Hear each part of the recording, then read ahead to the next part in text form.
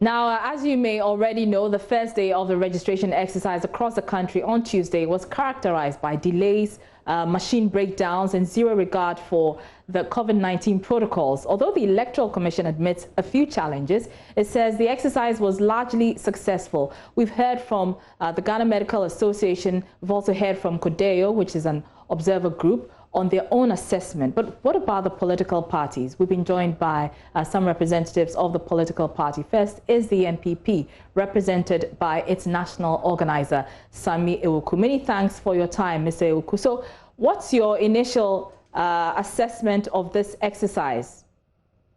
Well, a very good afternoon to all your cherished viewers. For us, yesterday being the first day, we expected that there will be some few teething problems, and this is not only limited to such an exercise. Any exercise with of such a national character, you're bound to have some few challenges from its beginning. So we didn't give up from day one, and we didn't give up on day one. We were across the country, our agents were all in place, also monitoring the exercise with their eagle eye, and recording every event that took place in the poll books that we've provided for all our agents across the country. Again, we also witnessed some few instances where people were not in face masks and they were turned away and they came back wearing face masks. Again, we also witnessed some few incidents of people not properly observing the social distance protocol. But that is more of attitude now when it comes to our people. But today, I've seen massive improvement. So I speak to you, Kokomo in the eastern region, part of the Kaplan North constituency. And I'm so impressed. Even though it's a village setting, the way they set up the place with proper social distancing and a queue for the elderly. I want to commend the authorities here. Such a good job. One of the challenges that has come up is the challenge with the social distancing protocols, the failure by the people to adhere to these protocols. What can your party do to ensure that people respect these protocols? We keep educating them. It's education. The Electoral Commission can provide the people, as I've observed, they have when it comes to the Veronica bucket, when it comes to the hand sanitizers, the hand paper towel, the liquid soap. But if you wash your hands and sanitize your hands and after that you go to hug your brother or sister, then it comes to a no. So we keep educating them, and that is a shared responsibility. It's not just the responsibility for the Electoral Commission, but the shared responsibility for us political parties, the Electoral Commission, you, the media, and also not focusing too much on the negativities, encouraging people and still educating them. For us, we believe that should be the focus, and not be playing the fear or pressing the fear button and escalating the fear-mongering approach.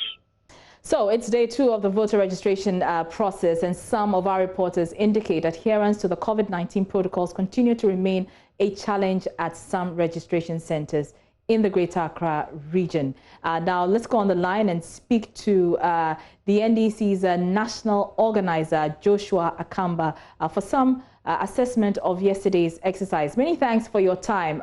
Do you share the concerns by some of your colleagues, even across the political divide, that, non-adherence to the social distancing protocols is a challenge in this exercise? Good afternoon. Good afternoon to your viewers and listeners. Madam, it's sad. It's so sad. Obviously, we are not surprised about it. That's why we kept sending a signal, a warning to the government and EC that we all have to be careful. But the government actually, the ruling party actually set some examples for all of us to follow. You remember over the last week or so, where they had close to about 42 of the. So that is.